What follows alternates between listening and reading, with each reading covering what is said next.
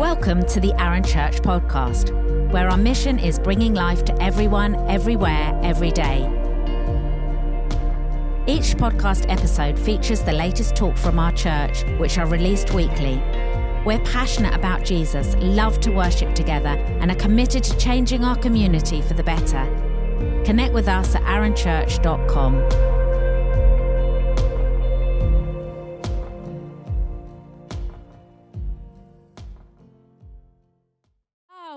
Hello everyone, welcome to this morning. Joe Peachy's actually going to do a little reflection at monthly prayer tomorrow. So she's going to do talk a bit about Advent. So that's going to be really good to start this whole season of thinking about Jesus and his birth.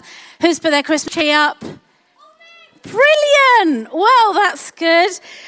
So we're starting through the next few weeks, looking at things we didn't learn at school, but looking at the Christmas story and looking at what we can learn. So I'm going to read from Luke 1. I'm going to read from the Message. It says this: In the 6th month of Elizabeth's pregnancy, God sent the angel Gabriel to the Galilean village of Nazareth to a virgin engaged to be married to a man descended from David, and his name was Joseph, and the virgin's name Mary.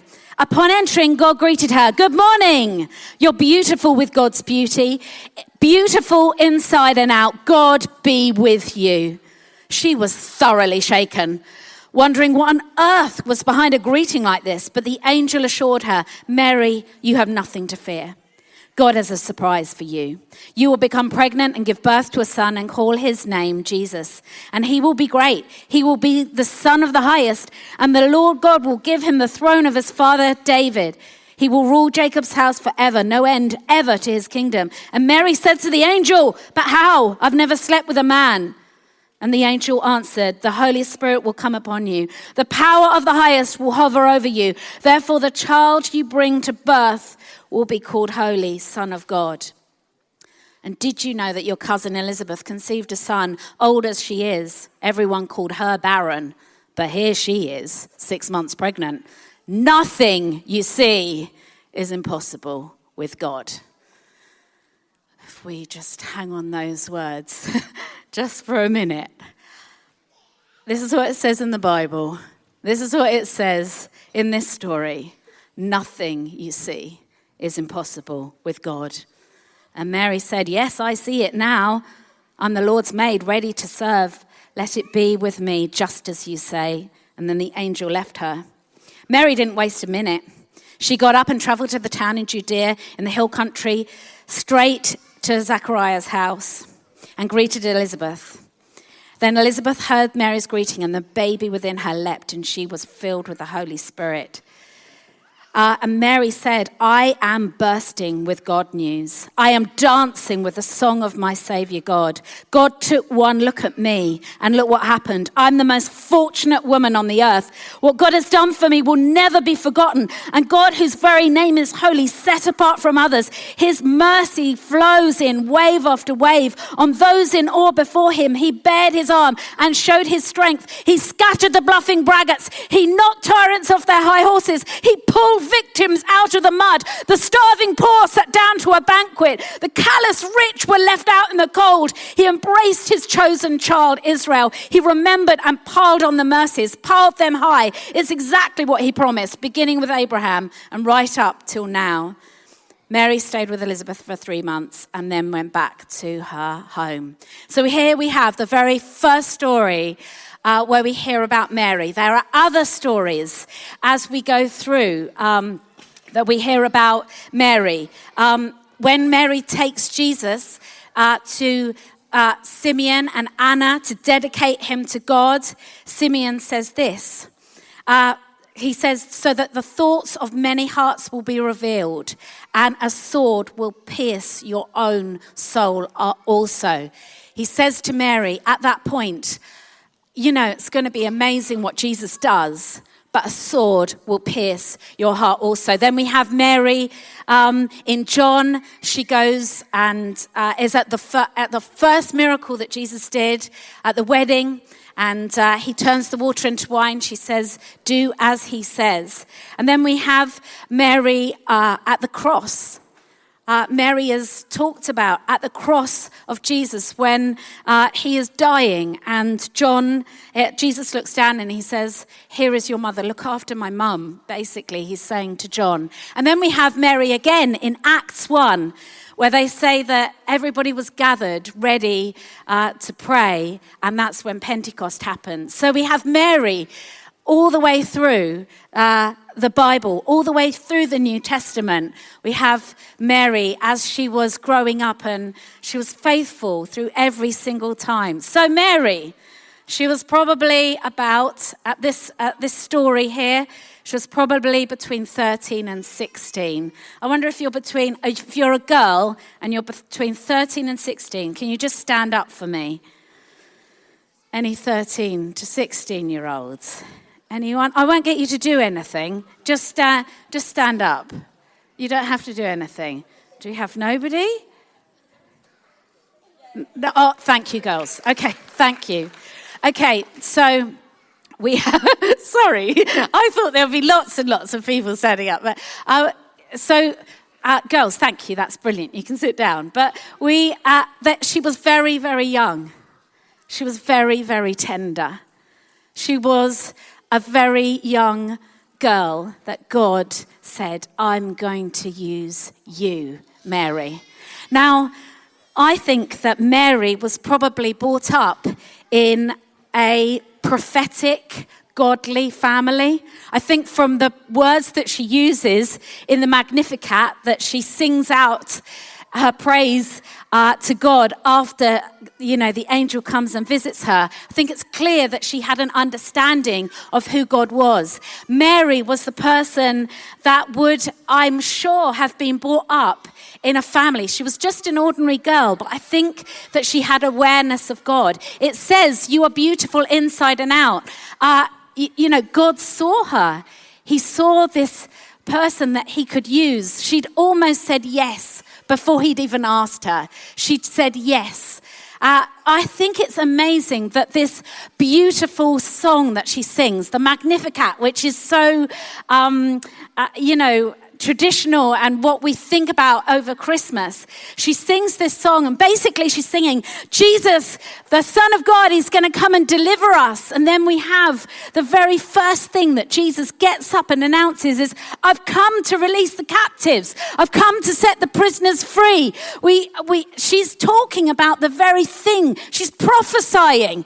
This is who he is. This is who this baby's going to be. This is what's going to happen right from that earliest time. She thanks Jesus before she's even had the baby. She's singing her praises. She's saying nothing is impossible. This is the most amazing thing. Mary is prophetic right at the very beginning. She's prophesying over her baby, and that's in fact exactly what Jesus goes on to say in his very first sermon in that synagogue. It's the most amazing thing that Mary, in her humanity and ordinariness, met the divine. And it was amazing. When I was about 16, there was we had to all do spoken exams. So we had to choose a topic and we had to speak in front of the class about this chosen topic. Now, I can remember as a 16-year-old thinking, oh dear, I'm terrified of doing this anyway. But I can remember thinking, I know everyone's going to talk about horses or dogs or hobbies or, something like that. But I think God's asking me to talk about Jesus. And I'm thinking God's asking me, I'm going to take this opportunity to talk about how you may think that religion is, within a church, but I want to say it's about Jesus. So I did this talk, right? I was shaking in my little boots because I was in front of all of my peers. And I can remember my teacher. I can remember to this day, he tore me to shreds. I came up in front of everybody. He said, you believe in the virgin birth? You actually believe that, do you? And he was mad. He was really cross. And I can remember crying. I went out and went round by the lockers and cried. But I thought, that is sometimes, this is a really spectacular story, everybody.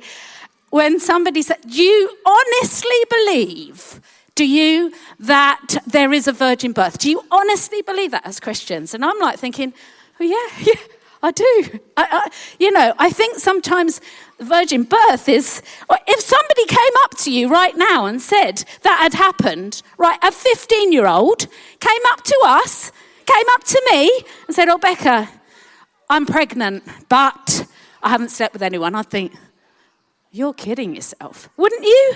Wouldn't you? Does anybody would you believe them?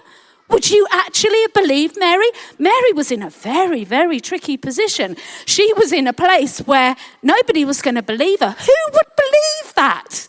Who believes that? Mary was incredible. She knew that that's what God had said. And then I think about this. Mary, right? She is highly favored, right? She's been given the Son of God. And yet, I don't think things look great for Mary. First of all, she's probably disbelieved. I don't know that, but she's probably disbelieved. Everybody's a bit like, did you hear about Mary? She honestly thinks she's pregnant and she hasn't slept with anyone. I mean, that's ridiculous. That's absolutely, they wouldn't believe her. And then, as she is like growing in her tummy, then there's a census that sends her away from her family, her friends, everybody that she knows. She's probably 15, 14 years old, and she has to travel. So she's pregnant and she has to travel. And then you would think, right, well, if the favor of God is on me, and I am going to be called to have this baby, surely I'll have it with my family and friends and support. Surely. Oh no, you're not, Mary. You're going to go over here. You're going to make a really, really hard journey. You haven't got a car. You haven't got anything. You're very heavily pregnant and you're going to have to make a journey. Oh yeah. And then when she gets there, wouldn't you think that when you got there and you're carrying the Son of God, wouldn't you think that it'd make an inn or something available to you? Wouldn't you think that's what favour looked like? Doesn't favour look like God making, thank you, well done. God making a way for you in a really difficult place? She gets there. She's far away from friends and family. She gets there. There's no inn. There's no place for her. God doesn't say, oh yeah, I made this place. You'd think that if you were highly favoured, there'd be at least a room. But no. We don't even know where Mary was when she gave birth. We only know that she put Jesus in a manger. But I don't know that you would have thought, or I would have thought, that looks highly favoured. I don't know that I would have thought that. Sometimes, when we're in the really difficult situations in our lives, we can think, God, am I doing the right thing? I've obviously made a lot of mistakes because things aren't going well for me. And God says, you're right where I want you. I know it's difficult. I know it's hard. I know that you don't see it right now, but everything that I'm doing has a plan and a purpose behind it.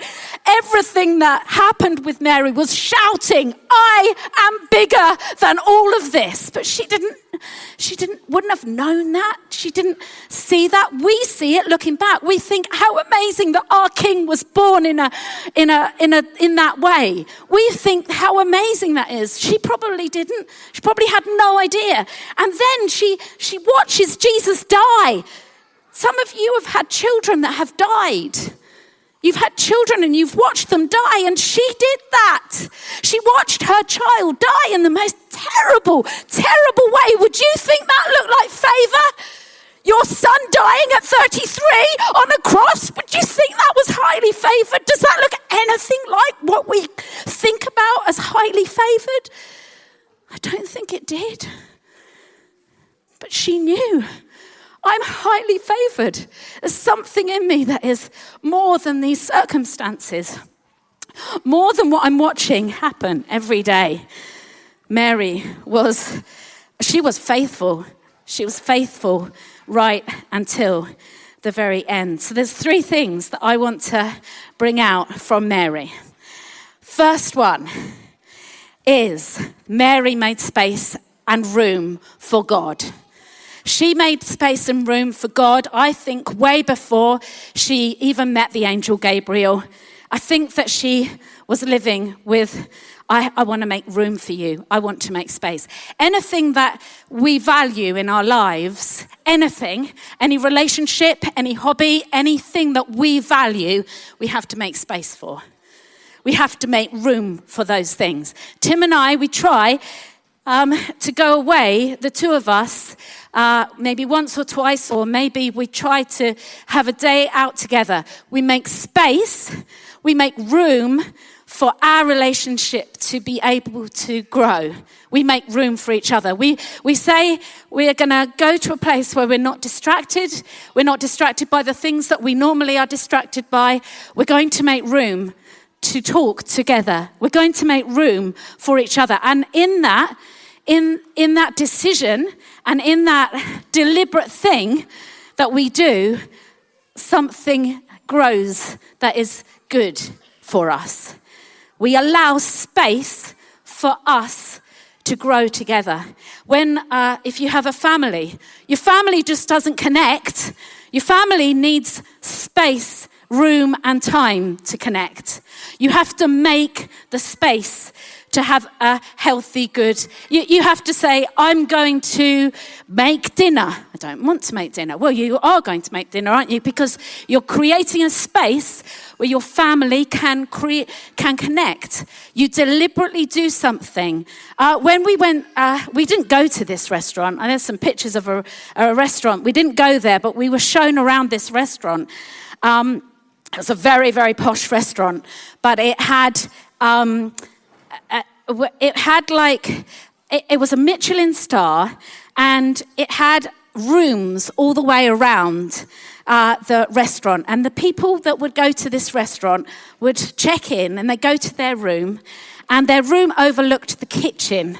Here's some. So the rooms, you can see there, there's pictures of, as you walk down that path, there were rooms all around. And the rooms, you could sit down and have your drink, and you could watch what they were doing as they were working in the kitchen. And then the kitchen was absolutely beautiful. Every single piece of work, they made space for it to be the most amazing masterpiece. Every piece, every dish that was served with precision and beauty. And everything that they'd done within this space was so that you would enjoy your food, so that you would think it was an amazing experience. It was almost like theatre, but they deliberately created a space where you would enjoy food, basically. What spaces do we create in our lives? What spaces do we create for our relationships to grow? And what space do we create for our relationship to grow with God?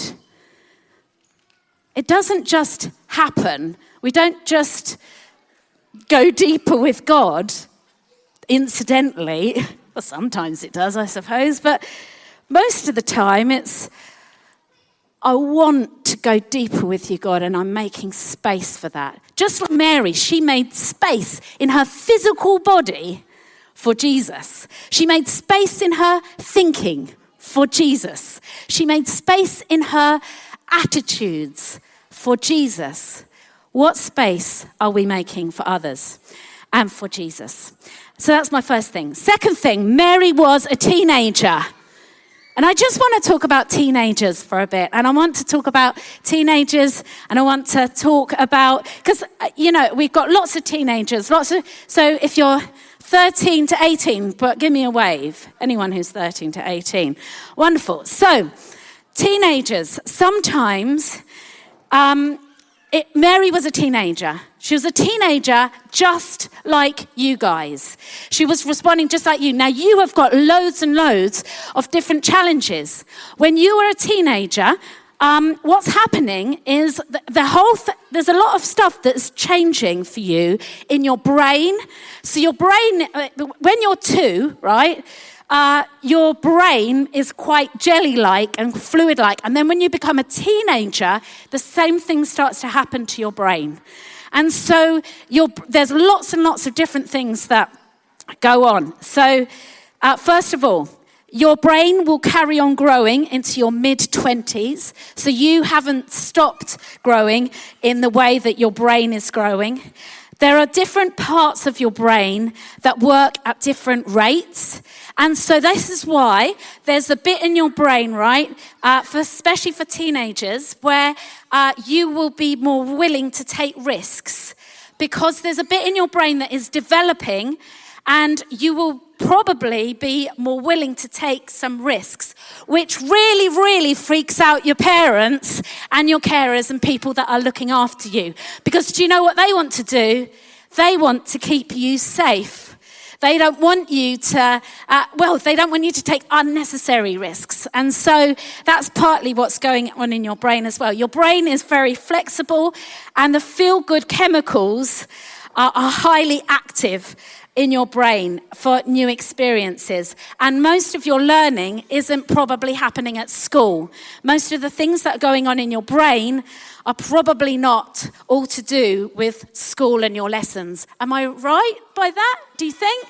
So, good. Well, so I was talking to some of the 20s, and I said to them, what would you say if you could give advice to your teenage self, right? It was absolutely hilarious. It was crazy. I mean, two of the people said I wouldn't take my hair straighteners to school, because I took my hair straighteners to school every single day and went to that drama studio and plugged them in and straightened my hair. But most of them said, what I would say to my younger self, to my teenage self, is do not listen to what everybody... do not try and fit in all the time. Don't try to adjust who you are just so that you fit in with someone else. When you get older, you think, why did I do that? Why wasn't I just who I was? And also sometimes you put yourselves under enormous pressure to fit in, enormous pressure with exams, enormous pressure to look a certain way. And I just want to say to you, you don't have to do that. From an older person talking to, I wish that somebody had told me that. I wish that, I know that people talk about this in youth all the time, but there were people that were bullied when I was at school, and I didn't have the guts to stand up. I just kept my head down. I wish I have more confidence now. And I wish that I'd said, no, that's not okay. And I just want you guys to know that in this time, which is very, very unsettling sometimes for you. And I can see what's happening when you when you're a teenager. What you're doing is you are no longer a child, and you are pushing into adulthood and into becoming independent. But that's sometimes a bit of a painful journey, and it's painful for you, and it's painful for your parents or your carers or the people that are looking after you as well, because they're trying to figure out what to do as much as you are. Okay, so as much as you sometimes think, you know, who am I? What am I doing? Is this okay? Is this not okay? You may be differing in your opinions to maybe adults. You need to keep questioning. You need to keep talking. You need to keep communicating. But I know that this is a really, really fragile stage. And for us as a congregation, as parents sometimes of teenagers, I've been a parent of a teenager, these are the things that I would say. For us as people, where it's difficult being a parent of a teenager sometimes, because you so want to get it right, but you really do get it wrong sometimes. I've got it wrong so many times with my children. But the main thing I've wanted to do is keep communicating. So some of the things we can do with our teenagers is guide their decision making. Don't control. You can't control, but you can guide. You can be there to guide and to listen. And so let us do that. Let us have calm discussions, not lectures. Though I sometimes did give my children lectures, I have to say that, because if they were in the car, right, I gave them a right lecture, because They couldn't get out of the car. But have calm conversations. Our teenagers are learning how to become independent, and we have to help them. We can't take things personally. It's not a personal thing. It's we need to. If they say they don't like us or they hate us, whatever. They don't mean that. They don't mean that. They're just trying to work out who they are, and they're trying to work out the boundaries. So let us keep calm in our conversations. Let us keep as the adult in our conversations. And let us support exploration with safe boundaries and create healthy environments for brain development. So as parents and as people that love and look after teenagers, let us make sure that we are doing everything to make their environment grow and good. Okay, the last thing I want to say to everyone is Mary said yes. What are we saying yes to? What are we saying yes to in our lives? When we say yes to certain things, we're saying no to other things. What are we saying yes to? If the things in front of you feel impossible, if the things in front of you that God has got for you to do feel like, how is this even going to happen? Know that you're probably in the right place, because that creates a dependency on God, creates a dependency on Him. And so what are we saying yes to? Mary said, yes, I will do this. I will go there. She said yes to God. God doesn't override us. If we don't say yes, He doesn't make you. We need to engage and we need to say yes. In this story, it's the most incredible story of the divine meeting the ordinary and totally changing everything, totally changing lives. And so let us make room. What are we making room for during this time? What are we saying yes for during this time? Let us think, what are we going to go for during this time? Okay, I wonder if the band, you come on up and let's stand up together, shall we?